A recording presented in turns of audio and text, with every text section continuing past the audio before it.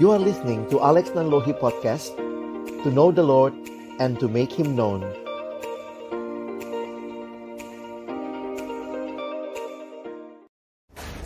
Bapa di dalam surga, kami bersyukur buat kesempatan siang hari ini. Kembali kami boleh bersekutu memuji, memuliakan nama-Mu. Dan tiba waktunya bagi kami untuk membuka firman-Mu. Kami mohon ya Tuhan, bukalah juga hati kami. Jadikanlah hati kami seperti tanah yang baik, supaya ketika benih firman Tuhan ditaburkan boleh sungguh-sungguh berakar, bertumbuh, dan juga berbuah nyata di dalam kehidupan kami. Berkati hamba-Mu yang menyampaikan, setiap kami yang mendengarkan, Tuhan tolonglah kami semua, agar kami bukan hanya menjadi pendengar-pendengar yang setia, mampukan dengan kuasa Roh-Mu, kami dimampukan menjadi pelaku firman-Mu di dalam kehidupan kami. Bersabdalah ya Tuhan, kami umat-Mu sedia mendengarnya, dalam satu nama yang kudus, nama yang berkuasa, nama Tuhan kami Yesus Kristus. Kami menyerahkan pemberitaan firman-Mu. Amin. Shalom. Selamat siang teman-teman sekalian. Kita bersyukur untuk kesempatan ini, dan saya dapat kesempatan untuk membagikan tema tentang iman dan ilmu, ya, sesuai dengan apa yang diminta dari pengurus, begitu ya. Bisa tolong slide? Oke. Iya. Jadi kalau kita bicara iman dan ilmu, sebenarnya banyak yang melihatnya sebagai dua hal yang terpisah, begitu ya. Justru dengan pendekatan yang kalian katakan melalui tema ini, iman dan ilmu, itu menjadi satu hal yang menarik untuk kita sama-sama perhatikan. Ada banyak diskusi tentang hal ini, dan waktu saya sangat singkat untuk bisa jelaskan. Tapi saya coba jelaskan beberapa pendekatan berkaitan dengan hal ini dari apa yang saya perspektif Alkitab, begitu ya, yang saya ingin kita pelajari sama-sama. Kita baca dulu ayat yang mendasari kita memahami hal ini. Saya ajak kita baca Roma 11 ayat 36. 1, 2, ya. Sebab segala sesuatu adalah dari Dia, dan oleh Dia, dan kepada Dia. Bagi Dialah kemuliaan sampai selama-lamanya. Di dalam terjemahan bahasa Inggris dikatakan, for from Him, and through Him, and to Him, and for Him, all are all things. To Him be the glory forever. Amen. Kalau kita lihat ayat ini, kita langsung mendapat kesan bahwa ini saya buat dalam warna merah, begitu ya. Dari Dia, oleh Dia, dan kepada Dia. Saya pikir ini ayat yang sangat merangkum dengan jelas seperti apa seharusnya kita menghayati hidup Kristiani kita. Ketika Paulus bicara hal ini di dalam surat Roma, setelah dia menjabarkan doktrin yang begitu ngejelimet, yang luar biasa dalamnya di dalam pasal yang pertama sampai pasal yang ke-11, di akhir pasal yang ke-11, dia mengatakan satu doksologi, satu pujian kepada Allah. Ayat sebelumnya dia mengatakan, oh betapa dalamnya pikiran-pikiranmu tak terselami. Lalu kemudian Paulus menutup dengan, segala sesuatu adalah dari Dia, oleh Dia, dan kepada Dia. Saya pikir itu perspektif yang harusnya kita miliki. Allah adalah pencipta segala sesuatu, dari Dia. Sekarang ini semua yang ada ditopang oleh Dia. Itu terjemahan lain untuk mengerti kata dari, ya. Kata oleh. Dari Dia, He is the source of everything. Ditopang oleh Dia, dan segala sesuatu harus bagi kemuliaan namanya. Jadi saya pikir kalau kita mengerti kehidupan Kristiani, demikian. Saya dan saudara dicipta oleh Allah, kita ada sekarang ditopang oleh Allah, dan seluruh keberadaan kita pada akhirnya untuk kemuliaan Allah. Jadi dari Dia, oleh Dia, kepada Dia. Nah, ini menjadi satu pemahaman penting waktu kita bicara bagaimana dengan iman dan ilmu. Kadang-kadang orang melihatnya di dalam sejarah. Saya coba jelaskan sedikit sejarah pemikirannya ya. Di masa yang lalu, ketika manusia masih primitif, kira-kira begitu ya. Kalau kita bicara bumi, maka manusia boleh dikatakan seperti ini pola pikirnya. Manusia ada atau dikuasai. Jadi bumi itu dilihat dengan segala keberadaannya sesuatu yang di atas manusia. Sehingga banyak sekali misteri yang ada. Nah, sebenarnya di dalam pemikiran pramodern, ini pemikiran pramodern, pemikiran ini membuat memang manusia begitu tunduk dan takluk sama alam. Manusia cenderung menyembah alam. Jadi kalau kalian pelajari sejarah pemikiran, itu menarik sekali untuk memperhatikan. Nah, titik baliknya banyak yang mengatakan masa pencerahan, enlightenment. Nah, dan masa pencerahan ini, sadar atau tidak, ada pengaruh Kristen yang kuat di sana. Karena akhirnya di dalam kekristenan sebenarnya ini bukan demikian pemahamannya. Kita tahu bahwa Allah memberikan kepada manusia mandat untuk kuasai bumi. Jadi manusia sebenarnya harusnya ada di atas alam. Nah, pemahaman ini ditolong dengan semangat enlightenment. Saya pikir yang akhirnya melahirkan manusia mulai lebih secara secara dalam dan masif untuk melihat alam lebih detail. Karena itu kalau kalian lihat perkembangan ilmu pengetahuan, teknologi khususnya itu sekitar abad ke-16 ke depan. Penemuan mesin cetak dan segala macam. Dan itu semua tidak terlepas dari semangat reformasi yang mempengaruhi juga, saling mempengaruhi lah ya, kalau kita boleh katakan demikian, dengan terjadinya perubahan yang besar di Eropa pada waktu itu. Gereja yang tadinya memegang otoritas tertinggi, ketika itulah kemudian orang mulai mempertanyakan otoritas. Itu masa-masa yang terjadi orang mempertanyakan otoritas. Termasuk gereja bilang bumi itu datar ya. Itu pandangan gereja juga di satu masa ya. Lalu kemudian sehingga waktu itu Galileo akhirnya harus kena siasat gereja, kira-kira begitu ya. Tapi perkembangan ilmu pengetahuan, saya pikir kalau kita lihat lebih jauh lagi, sebenarnya dipengaruhi dengan pemahaman yang ada dalam Alkitab bahwa manusia harusnya menguasai alam, manusia harusnya mengupayakan alam itu, karena itu mandat yang diterima dari Tuhan. Jadi kalau kita perhatikan, cara pikir yang demikian membentuk persepsi seolah-olah, ini kalau kalian perhatikan ya, kalau dulunya banyak sekali hal yang tidak dipahami, misteri, sehingga ini dilihat sebagai ilah atau Allah. Tapi perkembangan di sini membuat manusia merasa makin banyak tahu dan makin banyak bisa. Akhirnya seolah-olah ilmu itu bisa menjelaskan segala sesuatu yang tidak bisa dijelaskan oleh iman, sehingga timbullah polarisasi. Iman dan ilmu menjadi dua hal yang terpisah. Seolah-olah orang yang beriman biasanya tidak berilmu, atau orang yang berilmu biasanya tidak beriman.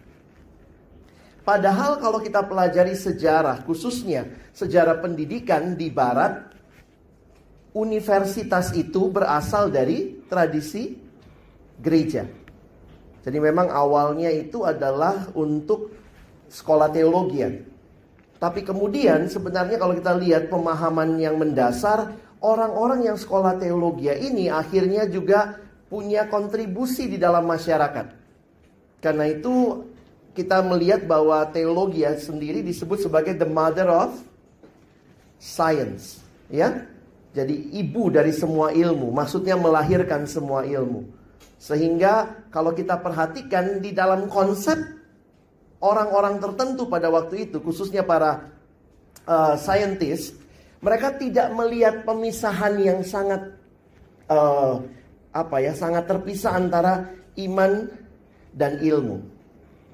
Saya pikir kayak begini lah ya, kalau kita masih anak kecil, Saya kalau main sulap sama anak kecil gampang gitu ya, karena matanya juga belum cepet ngeliat begitu ya. Main sulap yang bercanda-bercanda aja rasanya mereka wow begitu ya. Makin mereka besar, saya kemarin ketemu satu adik sekolah minggu yang dulu saya layani, dulu saya tipu-tipu dia gitu ya. Nipu-nipu, saya bilang lihat nih tangannya yang gak nyambung ya, bisa nyambung begitu ya. Tapi kemarin waktu saya ketemu dia, terakhir dia yang ngajarin saya sulap.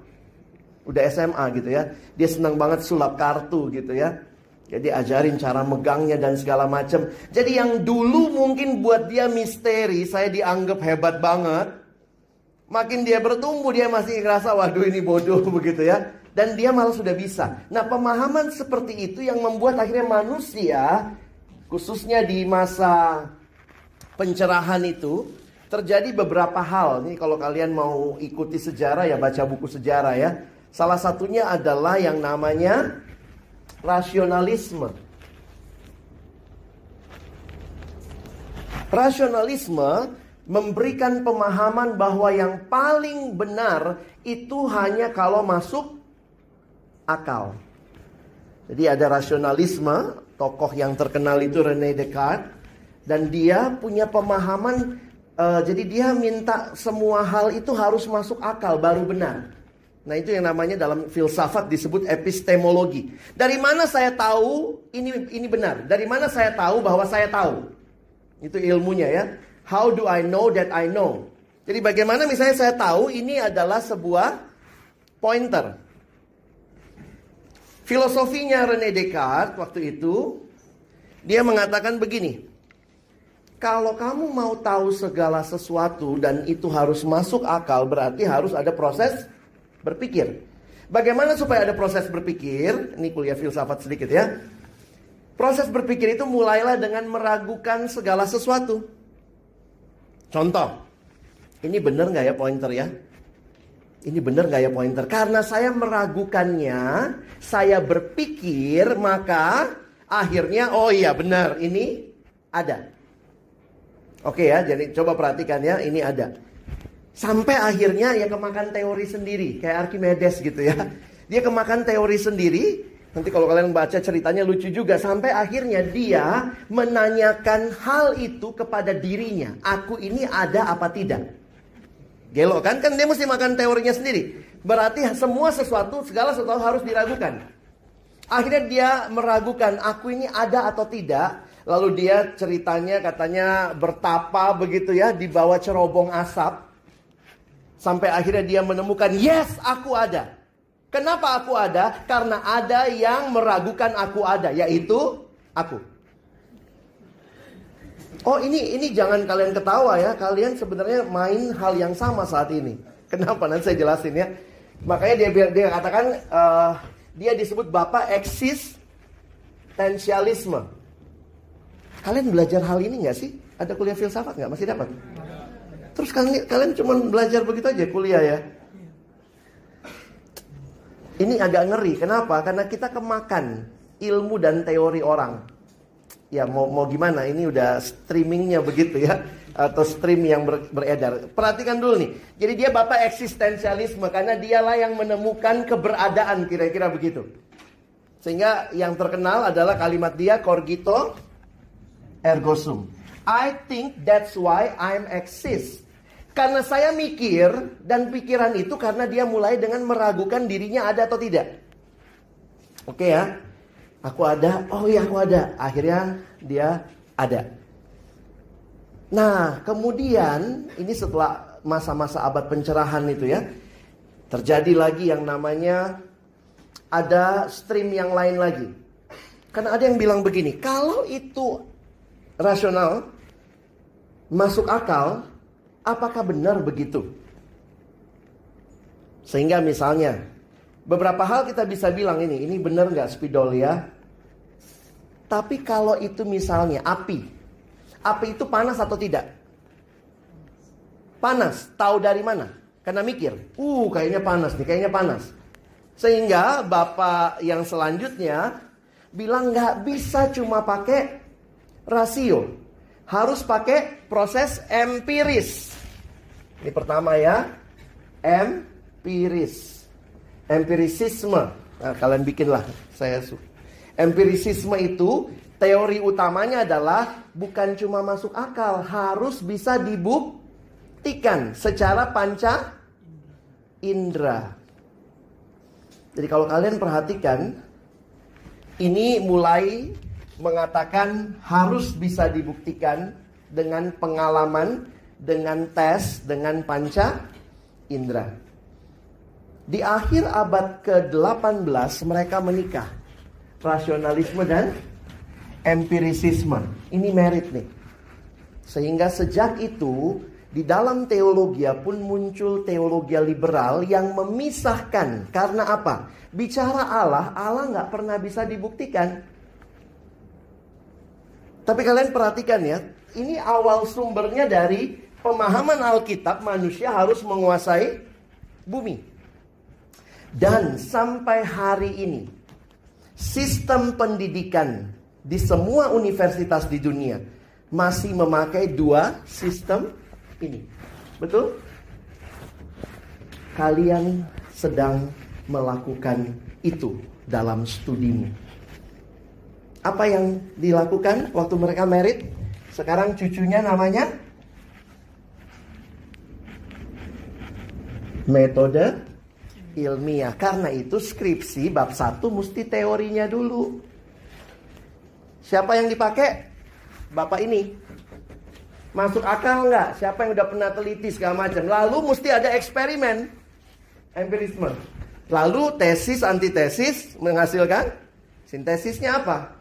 Itulah proses skripsimu. Itulah proses kamu lakukan sekarang, semua harus dicoba. Tapi lihat, sebenarnya dalam prosesnya manusia mulai mengeluarkan Tuhan karena rasanya saya makin bisa tahu banyak hal. Padahal kalau kita kembali ke ayat ini, sebenarnya Tuhan kita adalah Tuhan yang menciptakan segala sesuatu. Dan menariknya, Tuhan yang menciptakan segala sesuatu itu Tuhan yang juga mengikuti hukum alam yang Dia ciptakan. Tuhan sendiri yang ciptakan hukum alam. Ketika manusia melakukan berbagai eksperimen secara teori dan rasio, manusia sebenarnya hanya menemukan hukum alam yang sudah Tuhan ciptakan. You are not finding something new. Dari dulu apel dilempar ke atas, jatuhnya ke bawah. Cuma ada yang agak pinter aja, di bawah pohon apel langsung dia nemuin gitu ya. Kalian di bawah pohon apel makan, dia mikir kali ya. Jadi kadang-kadang saya mikir, kalau kita lihat sebenarnya harusnya manusia tidak memisahkan iman dan ilmu, tetapi menjelaskan kepada kita bahwa sebenarnya ilmu itu meneguhkan iman kita bahwa ada Allah yang mengatur, dan Allah yang mengatur itu menggunakan berbagai hukum alam yang teratur. Ada yang bilang, tapi Alkitab nggak bisa. Kok Alkitab bilangnya begini? Yesus aja bilang angin bertiup nggak tahu dari mana kemana. Apa Yesus nggak tahu angin bertiup dari tempat bertekanan tinggi ke tekanan rendah? Ingat. At the same time, Alkitab bukan buku ilmu pengetahuan. Jangan melihat seolah-olah ilmu pengetahuan harus ada di Alkitab kalau dia betul-betul kitab suci. Alkitab adalah buku kerohanian, keselamatan yang menunjukkan kepada kita jalan kepada keselamatan. Sehingga kalau kita mau memisah-misahkan, saya pikir nggak bisa. Saya setuju dengan kalian, iman dan ilmu. Kenapa? Source-nya sama kok.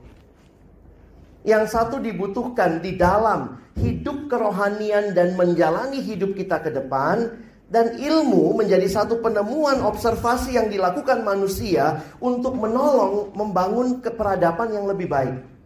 Sehingga kalau kita perhatikan, ini semua ada faktor Allah di dalamnya. Tidak usah dipisahkan. Harusnya ilmu pengetahuan menjadi signpost, penunjuk arah kepada Allah. Harusnya begitu. Begitu kita menemukan sesuatu, kamu bikin percobaan dengan segala sesuatu. Kenapa ya teorinya begini begitu, kamu coba lagi. kamu akan lihat sebenarnya ada keteraturan. Dan di balik itu, jangan berhenti. Kamu yang ciptakan keteraturan. Kita jarang tanya, ya kenapa teratur begini ya polanya ya? Kita hanya mengatakan pokoknya saya menemukan. Seolah-olah kitalah penemunya. Tapi kita bukan pencipta. Kayaknya bagus juga kali istilah penemuan ya. Kenapa istilahnya penemuan? Karena udah ada. Kamu baru nemu aja. Ya. Kita bukan pencipta, penciptanya tetap Allah. Nah, jadi secara proses ilmu berpikir, karena itu sampai sekarang, bahkan kadang-kadang yang menarik juga ya, di sekolah teologi pun kalau dia jadi liberal, Allah harus dibuktikan. Mau gimana? Allah ditaruh di bawah mikroskop. Apa sel-selnya, DNA-nya, partikelnya, nggak bisa. Jadi sebenarnya dalam epistemologi secara filsafat, ini dua hal yang paling sering dipakai. Rasionalisme dan empirisme. Padahal cara untuk mengetahui sesuatu juga ada yang ketiga, namanya subjektivisme. Harusnya kalian pelajari ini dalam filsafat ilmu. Ini epistemologi. Saya nggak tahu, udah dihapus kali mata kuliah itu ya. Zaman kami masih belajar tuh. Semua di UI belajar filsafat ilmu. Kenapa? Saya bisa tahu sesuatu. Jangan pikir cuma dua ini, ada juga yang namanya subjektivisme. Coba kalau ditanya, mamanya siapa yang paling baik? Kamu pasti bilang mamamu masing-masing. Ya kalau mamamu baik ya, puji Tuhan ya. Siapa pacarnya yang paling cantik? Pasti bilang pacar masing-masing, kira-kira begitu. Nah itu kan subjektif. Apakah subjektif itu salah? Nggak bisa, itu nggak bisa dibuktikan secara empiris, secara rasio. Tapi bisa nggak kita terima sebagai kebenaran? Jadi benar itu bukan cuma karena masuk akal. Benar itu bukan cuma karena saya bisa buktikan. Tapi benar itu juga karena saya rasa benar. Mau apa? Enakan mana? Stroberi atau coklat? Es krim stroberi atau coklat? Vanilla ya. Gak masuk dalam pilihan. Kalau mesti pilih stroberi atau vanilla? Coklat. Gila juga. Kenapa kita bilang itu enak? Karena subjektivis kita. Itu kan nggak bisa dibuktikan. Benar nggak? Ada yang bisa mempersalahkan. Salah kamu. Nggak boleh. Kalau saya bilang Kristen yang benar mau apa? Loh, kan secara subjektif itu secara ilmu, filsafat no problem. Yang keempat ada lagi nih, namanya metode yang terakhir otoritarianisme. Aduh ini gimana tulisannya gitu. Otoritarianisme. Ibu kotanya India apa? New Delhi. Sudah pernah ke sana? Loh, kok tahu? Kamu percaya dari dikasih tahu? Siapa tahu yang kasih tahu bohong? Nggak ada tuh ibu kota India, New Delhi. Loh, kamu nggak pernah bisa buktikan? Kamu nggak pernah masuk akal? Nggak pernah buktikan? Tidak pernah juga merasa kayaknya New Delhi deh. Harus New Delhi deh. Kamu cuman karena dikasih tahu peta. Siapa tahu saya bilang teman-teman, kita dibohongin peta selama ini. Atau dibohongin guru geografimu. Waktu dia ngomong, New Delhi. Akhirnya semua New Delhi. Kita terima sesuatu itu benar karena otoritas. Daniel marga apa dek? Sitinjak. Yakin kau sitinjak? Kau bisa buktikan gak kau sitinjak? Kata siapa kau sitinjak? Kata bapak. Siapa tahu bapakmu bohong? Siapa tahu kau si mare-mare. Jadi gini, kesitinjakan dia pun gak pernah dia bisa buktikan. Tapi yakin aja dia sitinjak. Nangkap gak maksudnya? Benar gak dia sitinjak? Atau kita bilang, oh kita lakukan Marta Rombo ke atas.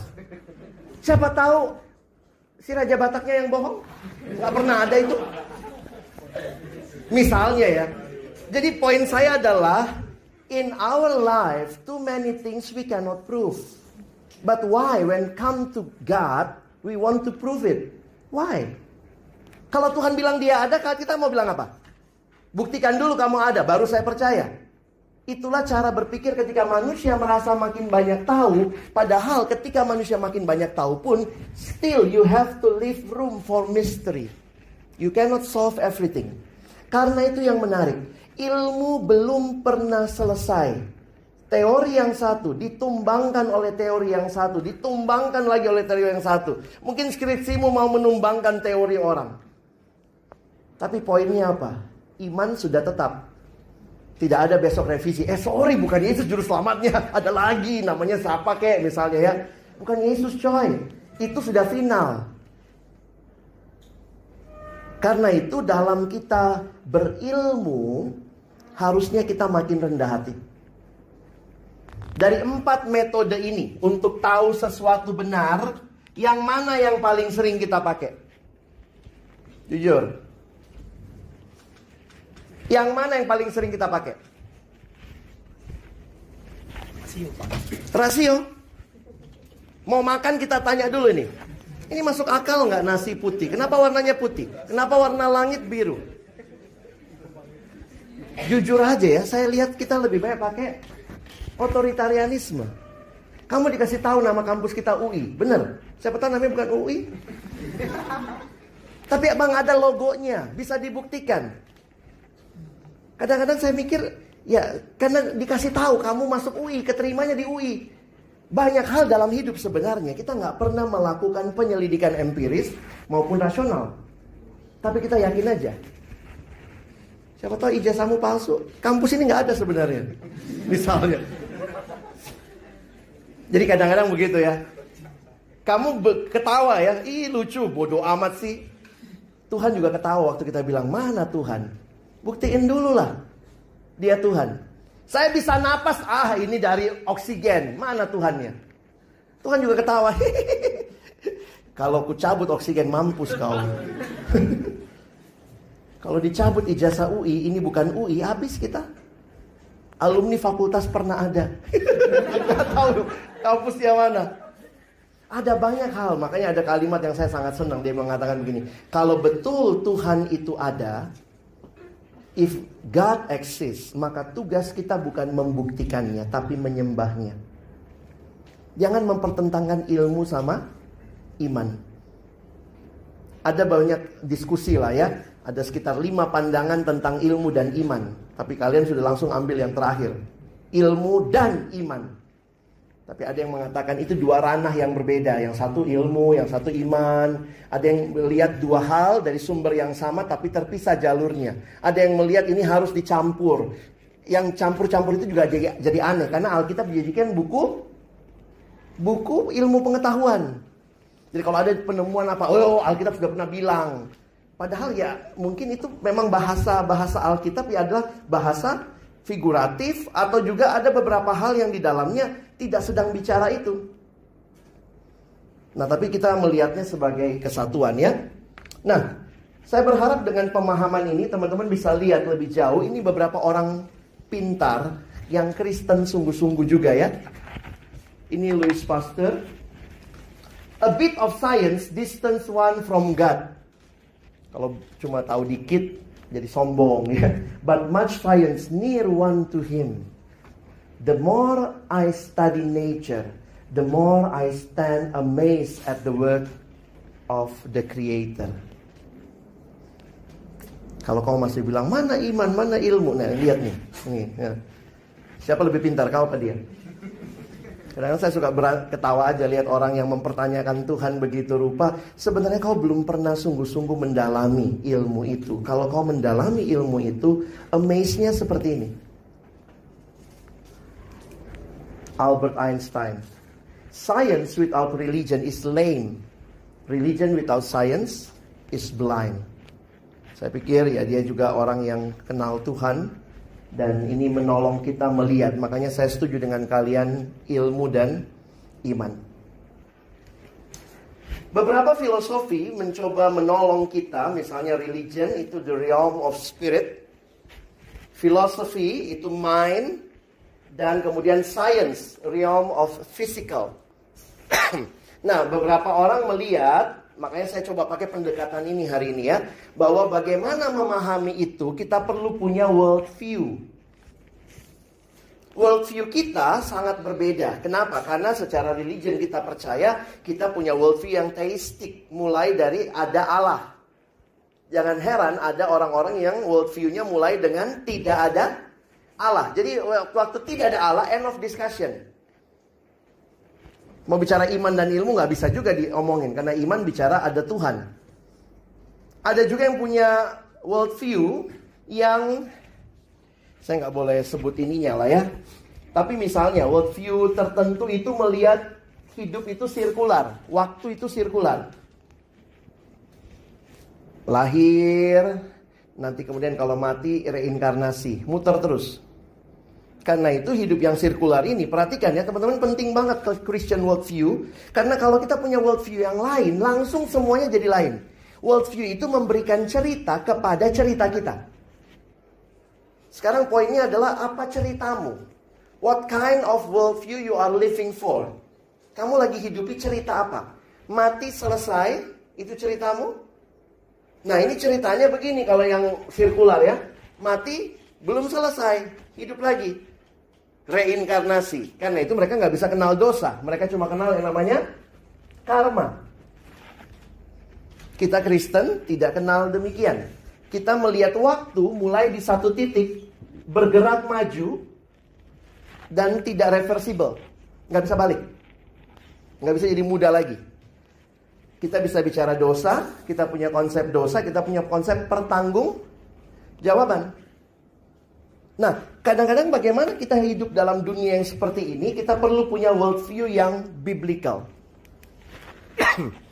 Karena itu saya ingatkan, kalau kamu lagi belajar ilmu apapun, di mana letak imannya? Kira-kira saya mau kasih begitu ya.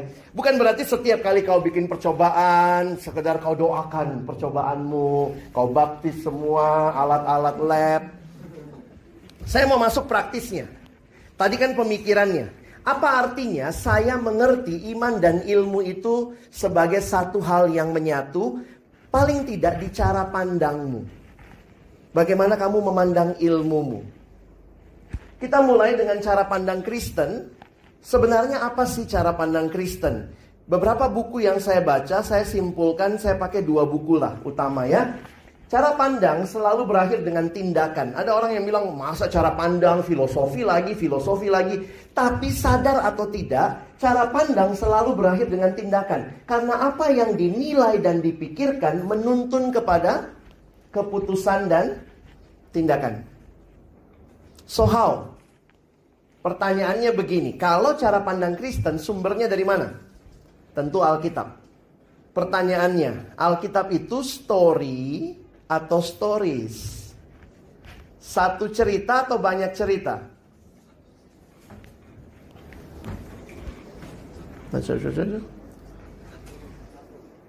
Alkitab itu dua-duanya. Banyak cerita tapi juga ada satu cerita utama. Unik sekali kalau memperhatikan seluruh Alkitab. Ditulis dalam kurun waktu yang panjang, sekitar 1600-an tahun. Ditulis dari lebih 40 penulis. Dalam budaya dan waktu hidup yang berbeda. Dan hebatnya tema utamanya bisa sama. Padahal nggak pernah rapat redaksi. Itu siapa yang melakukannya? Ya? Yes, the Bible is a collection of stories, but also at the same time, a single story. A single story. Story tentang apa? Kalau kita lihat the big story of the Bible, kita bisa melihat 4 hal ini. Mulai dengan Allah mencipta, manusia jatuh ke dalam dosa, Kristus menebus, dan kali kedua, Kristus akan datang kedua kali untuk menggenapkan segala sesuatunya. Itulah ceritanya Alkitab kalau kita perhatikan. Jadi kalau teman-teman perhatikan, ini 4 cerita utama. Kenapa ini penting? Karena Alkitab kita diberikan oleh Allah bukan cuma tentang keselamatan. Disinilah kita penting untuk memahaminya. Nah, satu buku yang lain yang ditulis oleh Christopher Wright. Jadi kalau ini pandangan ini di kalangan Injili banyak dipakai oleh John Stott. Penerusnya John Stott namanya Christopher Wright. Christopher Wright ini nulis satu buku lalu dia kasih satu pendekatan yang menolong kita melihat lebih detail lagi. Dia bilang Alkitab itu seperti drama 6 babak. Gampang diingat karena dia pakai simbol. Mulai dari 1, 2, 3, 4, 5, dan 6. Apa yang dia katakan sama seperti tadi. Yang pertama creation, Allah mencipta. Lalu manusia jatuh ke dalam dosa, tanda silang. Lalu Allah mulai penyelamatan itu sejak perjanjian lama. Karena itu banyak nubuat. Karena itu ada promise. Lalu itu digenapi dalam Kristus, redemption. Lalu yang nomor 5, Kristus kembali ke surga. Kita diberikan tugas. Itulah mission. Lalu nanti Tuhan janji dia akan datang kedua kali. Jadi dia tambahkan 2 hal, promise dan mission. Kita ada di nomor berapa? Teman-teman nomor berapa? 5 ya? Atau dia nomor 2? Saya sebelah ular, Kak. Saya sempat selfie gitu. Jadi kalau kita lihat sekarang dalam cerita besarnya Allah, jadi begini teman-teman. Sadarilah sebenarnya Allah yang punya cerita besar dan kita dilibatkan ke dalam ceritanya. This is not your story and inviting God into your story, but this is God's story and inviting you and me to be part of His story. What is history? Actually, history is His story, not your story, not your family story. It's His story. Ceritanya Allah. Sehingga kalau kita melihat dalam ceritanya Allah, we are all on mission. Kita lagi dalam misi. Sehingga kalau teman-teman saat ini belajar di kampus, kalian belajar ilmu, please keep in your mind, you are on a mission. Waktu kamu lulus jadi alumni, kamu sedang bekerja, berkarya, you are still on a mission. Waktu kamu berumah tangga, dalam keluargamu, pikirkan you are still on a mission. Karena itu pertanyaannya selalu begini, apa yang Tuhan mau melalui saya berkeluarga? Apa yang Tuhan mau dengan ilmu saya? Apa yang Tuhan mau dengan studi saya? Kadang-kadang kita bawa proposal kita ke Tuhan dan minta dia ACC. Ini cerita saya, ACC. Nanti kapan-kapan saya undang Tuhan. No. Cara pikirmu harus dibalik. Kalau kamu mau punya iman, maka iman itu harus mewarnai hidupmu. Termasuk kamu sedang studi, berilmu. Bagaimana memandang dunia dari perspektif Kristen? Nah, jadi bayangkan 6 tadi, atau kita pakai yang 4 lah ya. Kacamata itu, jadi cara pandang itu seperti kacamata yang dari Alkitab yang kita pakai untuk memandang dunia ini. Saya pakai pendekatannya John Stott. Karena itu John Stott bilang begini, penting sekali orang Kristen itu kembangkan akal budi Kristianinya. Kadang-kadang orang berpikir kalau beriman itu nggak pakai akal, terus pakai dengkul. Beriman itu ya pakai akalmu. Dan ingat di dalam iman kita pun dibutuhkan pengertian. Karena itu dia menawarkan istilah akal budi Kristiani. Nah perhatikan. Bagaimana akal budi Kristiani itu apa? Bukanlah akal budi yang dipenuhi melulu oleh topik agamawi. Melainkan akal budi yang dapat berpikir tentang topik yang paling duniawi sekalipun secara Kristen. Saya ulangi ya. Bisa berpikir topik apapun secara Kristen. Saya pikir itulah peran bagaimana iman dan ilmumu bersatu. Kamu miliki cara pandang Kristen. Bagaimana cara pandang Kristen? Kita pakai yang 4 aja ya. Akal budi Kristiani secara sederhana dapat menggunakan acuan Alkitab yang membagi sejarah umat manusia dalam 4 zaman tadi. Pertama, creation, penciptaan. Selalu tanyakan apa yang baik. Ini kalau perspektif creation. Apa yang baik? Yang kedua, kejatuhan. Apa yang jahat. Nah ini contoh ya. Contoh dalam ilmu pengetahuan, betapa menakjubkan dan indahnya penemuan pengetahuan, tapi pada saat yang bersamaan dalam ilmu pengetahuan telah dipakai dalam dan untuk berbuat dosa. Senjata yang diproduksi akhirnya membunuh orang. Sehingga kita harus bisa melihat, ilmu sebenarnya netral ya. Masalahnya manusia di balik ilmu itu yang mengerikan. Manusia yang sudah jatuh dalam dosa. Jadi saya coba pakai perspektif ini dalam buku Isu Global. Sejak saya mengerti buku itu, saya mulai kalau saya belajar sesuatu selalu tanya. Misalnya kalian belajar arsitektur. Sebenarnya arsitektur yang baik itu kayak apa? Kira-kira awalnya Tuhan menciptakan arsitektur itu seperti apa? Lalu dirusak seperti apa waktu jatuh dalam dosa? Lalu bagaimana itu bisa ditebus? Itulah peranmu untuk memberikan warna yang baru. Kalau ada orang yang desainnya hanya untuk memenuhi keinginan pribadi, keuntungan pribadi, kamu jadi arsitektur Kristen yang memikirkan bukan cuma untungmu, tapi bagaimana melalui gambar dan desain saya, lingkungan baik, orang lain diberkati. Mungkin akan lebih mahal, mungkin akan lebih banyak material yang dipakai.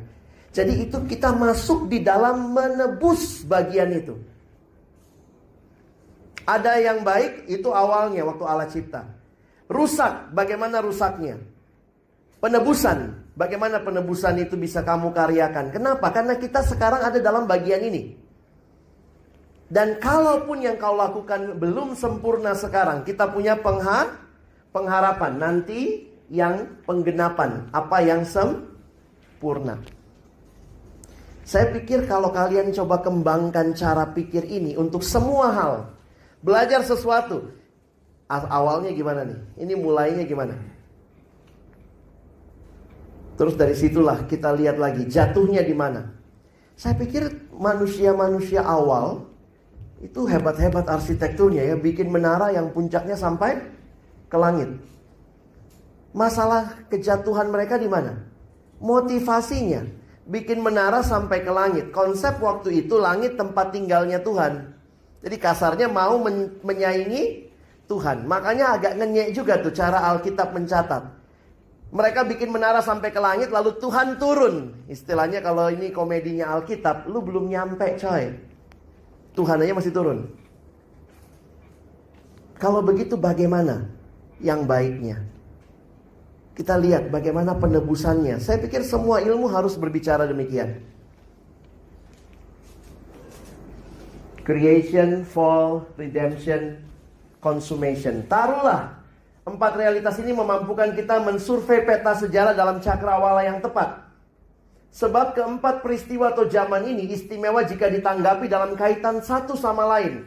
Mengajarkan kebenaran-kebenaran akbar tentang Allah, manusia, masyarakat yang dapat memberikan pengarahan kepada pemikiran Kristiani kita. Ketika saya mendengar ada seorang teman yang mendesain sesuatu dengan memikirkan lingkungan, memikirkan yang lain, saya pikir ini yang benar. Mungkin kamu bilang, iya kak, udah ada standarnya sekarang kalau masuk ke kasih desain gambar kemana. Tapi banyak orang yang bisa nipu. Jadi kalian bisa lihat itu kejatuhan-kejatuhan yang sipil mungkin ngerti gitu ya. Orang bangun jembatan campurannya harus begini. Jadi ada yang benar, ada yang rusak. Nah bagianmu apa nanti kalau jadi insinyur atau sarjana teknik Kristen? Kamu akan menyatakan yang benar? Disitulah iman dan ilmu bukan hal yang terpisah. Dan itu harus dimulai dari cara pandangmu. Kalau cara pandangmu adalah semua orang juga memang rusak, itu berarti kamu cuma lihat mulai dari fall. Jangan lihat dari fall. Alkitab mulai dari creation. Awalnya kira-kira kayak apa? Dan ini pakai di semua ilmu ya. Bidang hukum harusnya memakai cara pandang ini. Gimana hak asasi manusia? Beberapa hukum yang paling luar biasa di dunia, hak asasi manusia, itu dari negara-negara yang basicnya Kristen. Kenapa? Alkitab kita bicara kok, Allah menciptakan manusia pada awalnya laki dan perempuan itu equal. Apa yang terjadi? Ketika fall, laki-laki menindas perempuan. Kalau begitu bagaimana dalam Kristus? Harus dipersamakan. Walaupun mungkin punya peran yang berbeda. Sehingga banyak aktivis-aktivis hak asasi manusia yang Kristen diinspirasi oleh pemikiran Alkitab. Bidang apa lagi? Bidang ekonomi juga begitu. Bidang sosial, bidang teknologi, bidang seni budaya, bidang politik. Pertanyaan saya begini, bidang-bidang itu tadi punya siapa? Siapa yang ciptakan bidang-bidang tadi? Tuhan kan? Ketika bidang-bidang itu sudah jatuh dalam dosa, Tuhan utus kita yang lagi belajar ilmu ini untuk membawa pembaharuan. Itu bagian kita. Siapa yang akan menebus bidang teknologi? Siapa yang akan menebus bidang teknik? Siapa yang akan menebus bidang konstruksi? Siapa yang akan menebus bidang arsitektur? Siapa yang akan menebus bidang lingkungan? Kalian yang belajar itu. Ingat, kalian bukan belajar itu supaya bisa makan nanti. Betul, melaluinya kamu dapat uang, kamu bisa hidup. Tapi lebih jauh dari itu. Iman dan ilmu menyatu karena ada misi Allah. You are on a mission. Kamu tidak sedang hidup bagi dirimu sendiri. Bagaimana mengembangkan akal budi Kristiani? Ini bagian terakhir. Ada 4 hal yang John Stott katakan. Jadi bagaimana saya harap komunitas kita jadi komunitas yang mengembangkan akal budi. Belajar berpikir. Kalau ada isu tertentu, isu konstruksi gimana, isu lingkungan bagaimana, mari lihat dari perspektif Kristen. Jangan cuma perspektif ilmumu saja. Bagaimana caranya? Lihat seharusnya bagaimana. Kerusakannya apa? Apa penebusan yang bisa dibawa? Tidak bisa sempurna, masih ada pengharapan. Waktu Kristus datang kedua kali. Bagaimana mengembangkan akal budi Kristiani? Pertama, kita butuh modal kan? Modalnya apa? Yang pertama, Allah sudah karuniakan akal budi. Semua punya? Otak ada? Jadi bisa ya? Mengembangkan iman dan ilmu yang menyatu. Kamu punya akal budi yang bisa dimanfaatkan untuk berpikir. Yang kedua, Tuhan kasih Alkitab. Berakar dalam ilmumu, tapi juga berakar dalam firman Tuhan. Supaya kamu tahu perspektifmu. Dengan segala kekurangan Ahok, saya kaget juga waktu dulu dia ngomong begini. Saya mimpin Jakarta berdasarkan firman Tuhan. Tiap pagi dia baca Alkitab. Poinnya adalah dengan dia dikuasai firman, dia tahu hal-hal apa yang harus dilakukan. Karena apa? Firman Tuhan memberikan itu. Jangan mikir diri sendiri, give the best. Itu hal-hal yang saya pikir kamu harus mengakar di Alkitab. Yang ketiga, ingat kita dikasih Roh Kudus. Waktu kita baca Alkitab, kita bisa paham Alkitab. Kenapa? Ada Roh Kudus yang memberikan pencerahan bagi kita. Akal punya, Alkitab punya, Roh Kudus sudah diberikan. Tuhan kasih juga komunitas, persekutuan. Jadi mulailah dalam persekutuan ini kalian memikirkan iman dan ilmu yang menyatu itu. Jadi istimewa sekali 4 pemberian ini. Dia gabungkan suatu akal budi, otakmu, suatu buku teks, Alkitab, seorang guru, Roh Kudus, dan sebuah sekolah kita ini. Jemaat bersama. Seharusnya mungkin bagi kita untuk mengembangkan suatu akal budi yang semakin Kristiani dan belajar berpikir lebih baik. Saya dulu pernah langganan satu koran. Di bagian tengah koran itu ada kolom opini mahasiswa. Kadang-kadang yang saya sedih, yang nulis di situ siapa? Jarang orang Kristen yang nulis. Yang nulis teman-teman yang kadang ada fotonya di situ ya, yang jili-jili gitu ya. Sampai satu waktu begini, saya pernah juga ke Kober. Waktu dulu saya akan mau ke kampus. Di Kober itu ada satu orang bagi-bagi tulisan. Dia bikin tulisan, dia fotokopi sendiri. Dia bagi 4 itu satu A4 dia bagi 4. Lalu tulisannya dia, ternyata dia waktu itu cuma mau menuliskan tentang anti aborsi. Waktu itu ada undang-undang aborsi. Dia mau tulis tentang anti aborsi dan dia bagi-bagi itu di situ. Saya pikir dia fotokopi pakai uangnya sendiri, dia lakukan semua pakai uangnya sendiri, dia bagi-bagi di situ. Apa yang menarik? Di situ dia tulislah ayat-ayat mereka, begitu ya. Lalu dia bilang bagaimana anti aborsi. Saya pikir ini orang intelektual nih. Wah, seorang wanita yang berpikir dengan perspektif ilmu kitab mereka.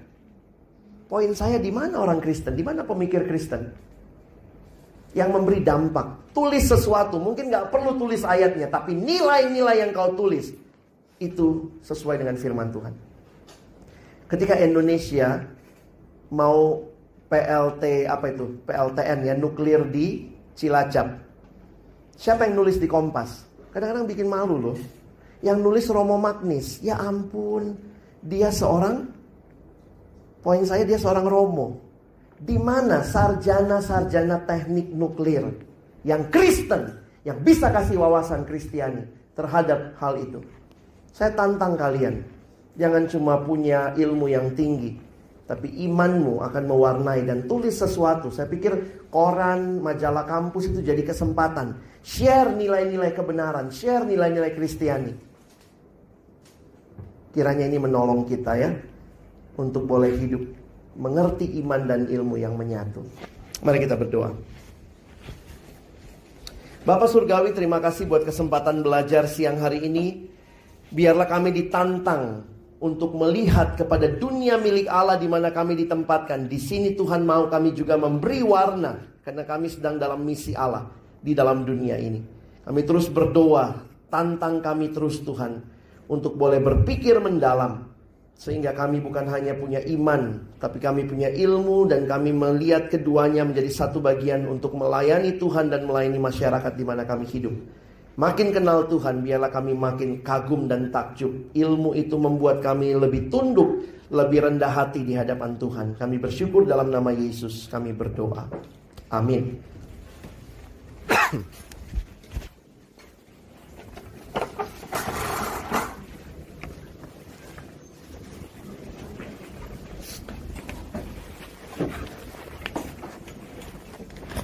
Ya teman-teman, bersyukur atas firman Tuhan yang boleh kita terima. Bersandar pada hikmat Allah dan mengalami pengenalan akan Dia lewat segala sesuatu, untuk terus bertumbuh ke arah Dia adalah hal yang terindah lebih dari segalanya.